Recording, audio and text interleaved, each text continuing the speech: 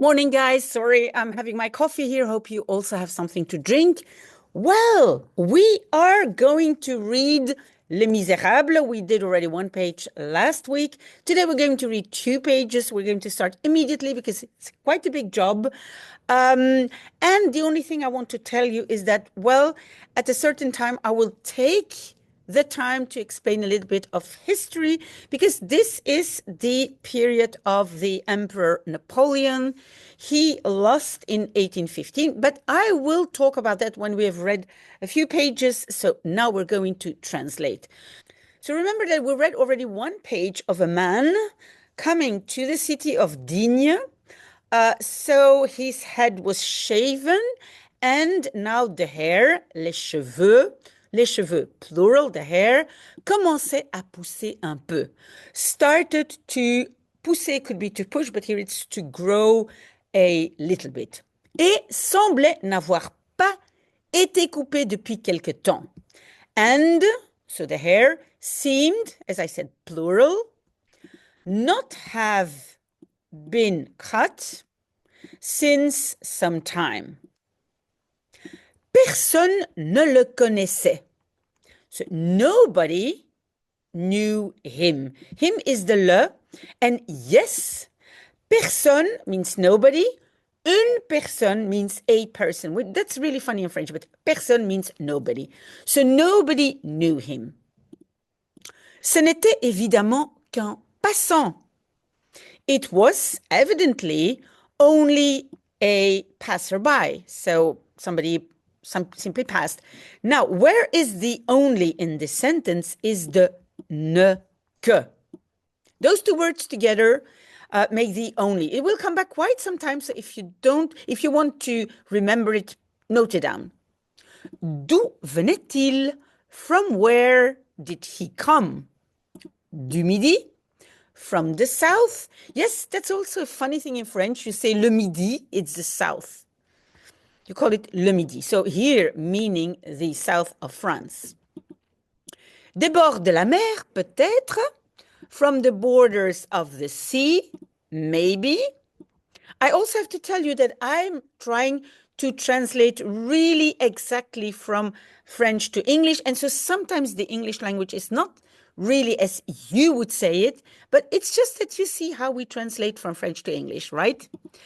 Car il faisait son entrée dans Digne par la même rue qui 7 mois auparavant avait vu passer l'empereur Napoléon aller de Cannes à Paris.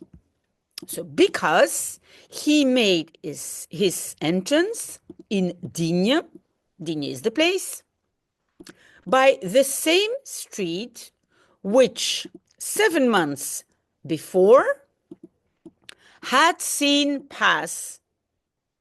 So had seen passing by the Emperor Napoleon going from Cannes à Paris. So Cannes is in the south, le midi, and then Paris is more towards the north, so going to the north. Cet homme avait dû marcher tout le jour.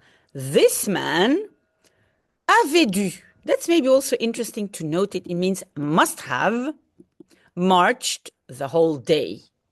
Il paraissait très fatigué. He seemed or he appeared very tired.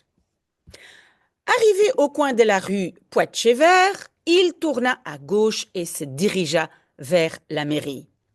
So, arrived at the corner of the street, and the name of the street is Poitchevert, he turned to the left and se dirigea, directed himself, but so went in the direction of, or so vers, towards la mairie. It's there where the mayor is living, so which is the town hall. Il y entra, puis sortit un quart d'heure après. So he entered there. The little word I means there. Then came out a quarter of an hour after that. Un gendarme était assis près de la porte sur le banc de pierre où le général Drouot monta le 4 mars pour lire à la foule effarée des habitants de Digne la proclamation du golfe Juan. So a constable, a policeman, but I think un gendarme it's rather a constable, was sitting near the door on the bench in stone, so the stone bench, where the General Drouot, General Drouot is also, he's the general of the army of Napoleon. So, but we will come back to that later. Monta, so this general stepped on or stood on the bench the 4th of March to read to the crowd, to the frightened crowd of the inhabitants of Digne, the proclamation of Golfe Juan. So Golfe Juan, that's a place. It's a place where Napoleon stayed. L'homme ôta sa casquette et salua humblement le gendarme. So the man took off his cap and saluted or greeted humbly the constable. Le gendarme, sans répondre à son salut, le regarda avec attention, le suivit quelque temps des yeux, puis entra dans la maison de ville. So the constable, without answering to his salute or his greeting, looked at him with attention, so looked carefully at him, followed him sometime with his eyes, so looked at him, then entered in la maison de ville is so the town hall. Il y avait alors à Digne une belle auberge à l'enseigne de la Croix de Colbas. So there was then in Digne, which is the place, a nice auberge inn, a nice inn, à l'enseigne de, I would say, with the sign, or with the name of the cross of Colbas. So la croix de Colbas, it's the name of the inn. Cette auberge avait pour hôtelier un nommé Jacquin Labarre, homme considéré dans la ville pour sa parenté avec un autre Labarre qui tenait à Grenoble l'auberge des Trois Dauphins et qui avait servi dans les guides. So this inn had as a innkeeper, hôtelier is an innkeeper, a man named, but a man named Jacquin Labarre, a man considered in the city for his parenté. You see the word parent in it, it's more like his kinship with another Labarre who held at Grenoble the inn, Les Trois Dauphins, the Three Dolphins, and who had served. Dont les guides, well, the guides are also part of the army of Napoleon. I think it's some kind of cavalry escort, but so also in the army of Napoleon. Lors du débarquement de l'empereur, beaucoup de bruit avait couru dans le pays sur cette auberge des Trois Dauphins. So at could we see disembarkation, but let's say the landing of the emperor. A lot of noise had run. I think in English you'd rather say a lot of rumors had been flying in the country on this inn, the Three Dolphins. On comptait que le général Bertrand, déguisé en charretier, y avait fait de fréquents voyages au mois de janvier. We've already translate until here. So they told, compter is to tell, they told that the General Bertrand, disguised or dressed up as a charretier, is a cart maker, so a person who makes carts, had made there, the there is the E, so here E, so had made there frequent trips in the month of January, et qu'il y avait distribué des croix d'honneur à des soldats et des poignées de Napoléon à des bourgeois. And that he had distributed there, little word E is again there, crosses of honor to the soldiers and Napoleon handles to the bourgeois, well, the bourgeois, that's the middle class. La réalité est que l'empereur, entré dans Grenoble, avait refusé de s'installer à l'hôtel de la préfecture. The reality is that the emperor, so entering, when he was entering in Grenoble, had refused to s'installer, install himself, but so to settle down, to settle down, to pass the night in the hotel of the administration, of the town hall. Il avait remercié le maire en disant, he had thanked the mayor by saying, je vais chez un brave homme que je connais. I am going at a brave man, or chez, it's more like at the house of a brave man, which I know. Et il était allé aux Trois Dauphins, and he had gone to the Three Dolphins. Okay, so he refused to stay with the mayor, and then he went to this inn. Cette gloire du Labarre des Trois Dauphins se reflétait à 25 lieues de distance jusque sur le Labarre de la Croix de Colbas.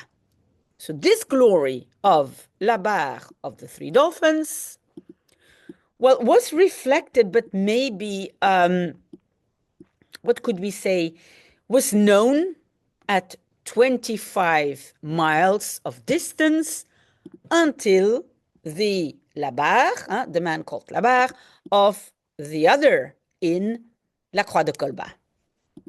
On disait de lui dans la ville, they said about him in the city, c'est le cousin de celui de Grenoble. It's the cousin of the one in Grenoble. Okay, so that's the first page, and we're going to read the second page. L'homme se dirigea vers cette auberge qui était la meilleure du pays.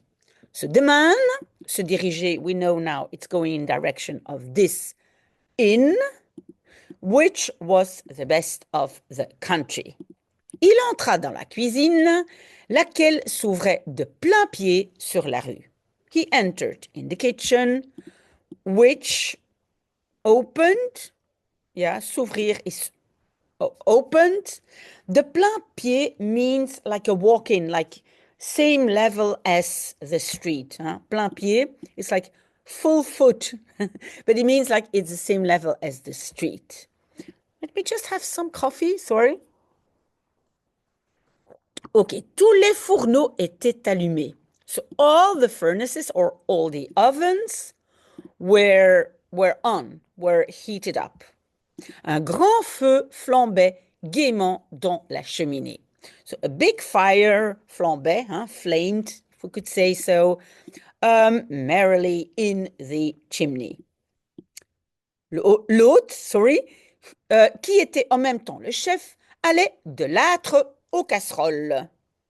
Already till there, so the host, which or who was at the same time the chef, so the chef, went from the l'âtre is the hearth, so the fireplace, to the pots. So busy going from one side to the other, fort occupé en surveillant un excellent dîner destiné à des rouliers qu'on entendait rire et parler à grand bruit dans la salle voisine. So he was strongly occupied. He was very busy and surveillant, doing some surveillance, but so keeping an eye on an excellent dinner destiné for the destination is, so for des rouliers Des rouliers, I think it's the people who make the wheels of the carts, so the wheel makers, who one heard, who we could hear, and one, it really says one heard, that one heard, laugh and talk with big noise in the room voisine, neighboring room, the room next door. I hope you can follow. If you have questions, please ask me. I know it's not a very easy text, but it's really big French literature. So we're going to do this, guys. L'hôte, entendant la porte s'ouvrir et entrer un nouveau venu, dit, sans lever les yeux de ses fourneaux, « Que veut monsieur ?» So the host, hearing the door opening and entering a newcomer, said without lever, like, yeah, lever les yeux means looking up, glancing up from the furnaces or from the ovens. So he didn't look at this newcomer, but he asked, Que veut monsieur? What does sir want? So what do you want, sir? Manger et coucher, dit l'homme. So eat and sleep, said the man. Rien de plus facile, reprit l'hôte. Nothing more easy, answered the host. No, it's not the host, the innkeeper, sorry. Or maybe you can say the host. Let's keep the innkeeper. En ce moment, il tourna la tête, embrassa d'un coup d'œil tout l'ensemble du voyageur et ajouta en payant. So at that moment, he turned his head and then embraced with one glance, un coup d'œil. It's like a blow of your eye. It's one glance. So he embraced with one glance the whole, tout l'ensemble, the whole of the traveler, and added en payant, paying. Because, well, he sees this traveler, he's totally in rags. So he probably is thinking, but can this man pay? L'homme tira une grosse bourse de cuir de la poche de sa blouse et répondit, j'ai de l'argent. So the man pulled a big purse of leather from his pocket, well, from the pocket of his blouse or his shirt, and answered, I have money. En ce cas, on est à vous, dit l'hôte. In that case, we are yours, said the innkeeper. L'homme remit sa bourse en poche, se déchargea de son sac, le posa à terre près de la porte, garda son bâton à la main et alla s'asseoir sur une escabelle basse près du feu. So the man put back his purse in his pocket, like uncharged his bag, so took off his bag from his shoulder, put it on the floor, on the ground near the door, kept his stick in his hand, I think it's a walking stick, and went to sit down on a low, maybe a stool, some kind of a stool near the fireplace. Digne est dans la montagne. So, Digne is in the mountains. Les soirées d'octobre y sont froides. So the nights in October are cold. Cependant, tout en allant et venant, l'homme considérait le voyageur. So in the meantime, so tout en allant et venant, coming and going, so very busy, the innkeeper, the man, the innkeeper, considered or looked at the traveler. Dîne-t-on bientôt? Dit l'homme. Are we dining soon? Are we eating soon? Said the man. Tout à l'heure, dit l'hôte. So, later. Tout à l'heure, it's like, yeah, soon but a bit later, said the host or the innkeeper. Pendant que le nouveau venu se chauffait, le dos tourné, le digne aubergiste Jacquin Labarre tira un crayon de sa poche, Puis il déchira le coin d'un vieux journal qui traînait sur une petite table près de la fenêtre. So, while the newcomer was warming himself, was heating up, was warming himself, the back turned. The dignified innkeeper, Jacquin Labarre, pulled a crayon, so a pencil, from his pocket. Then he tore a corner of an old newspaper qui traînait, which was, well, what shall I say? It was just there, which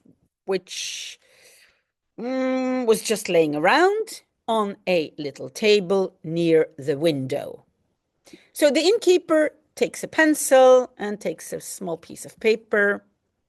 Sur la marge blanche, il écrivit une ligne ou deux, plia son cacheté et remit ce chiffon de papier à un enfant qui paraissait lui servir tout à la fois de marmiton et de laquais.